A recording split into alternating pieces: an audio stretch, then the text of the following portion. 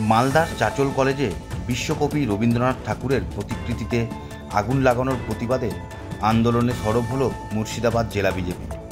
জেহাদি আদলে ঘটে যাওয়া এই নিন্দনীয় ঘটনার প্রতিবাদ জানাতে মঙ্গলবার সকাল 8টা নাগাদ বহরমপুরের রবীন্দ্র সদনে সমবেত হন বহরমপুর সাংগঠনিক জেলা বিজেপির নেতা ও কর্মীরা। সেখানে প্রথমত বিশ্বকবির মূর্তিতে মাল্যদান ও পরে একটি প্রতিবাদ সমাবেশের আয়োজন করা হয় বিজেপির পক্ষ থেকে।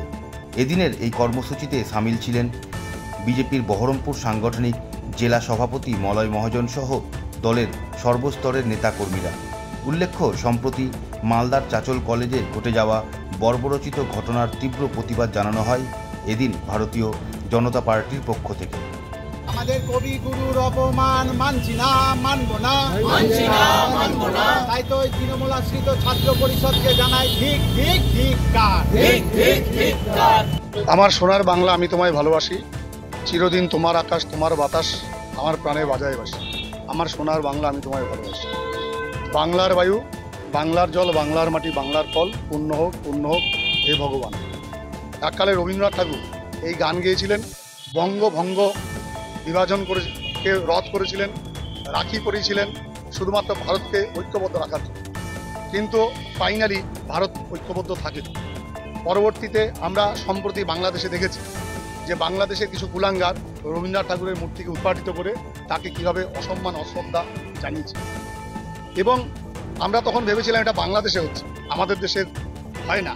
কিন্তু আমরা দেখেছি যারা সোনার বাংলা গড়ার কথা বলে সেই তৃণমূল আশ্রিত যে কুলাঙ্গার, তারা আজকে রবীন্দ্রনাথ ঠাকুরের ছবিতে আগুন লাগিয়ে যেভাবে অশ্রদ্ধা, যেভাবে অসম্মান করেছে, আমরা তাতে অত্যন্ত দুঃখিত, ব্যথিত, মর্মাহত।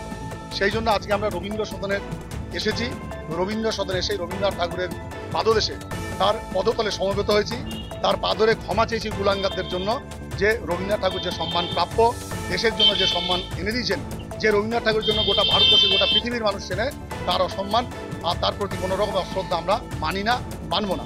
সেই জন্য আমরা তাকে পুষ্পাঞ্জলি দিয়ে মাল্যদান করে আমরা তাকে শ্রদ্ধার্ঘ্য নিবেদন করলাম। এবং বঙ্গবাসী তথা ভারতবাসীর সকলের কাছে আমরা এটাই বলতে চাইলাম যে না, ভারতীয় জনতা পার্টি থাকতে এই দেশের কোনো মনীষীর কোনো অপমান, কোনো অশ্রদ্ধা আমরা মানব না, সহ্য করব না। যখন তা হবে তখন ভারতীয় জনতা পার্টি রুখে দাঁড়াবে।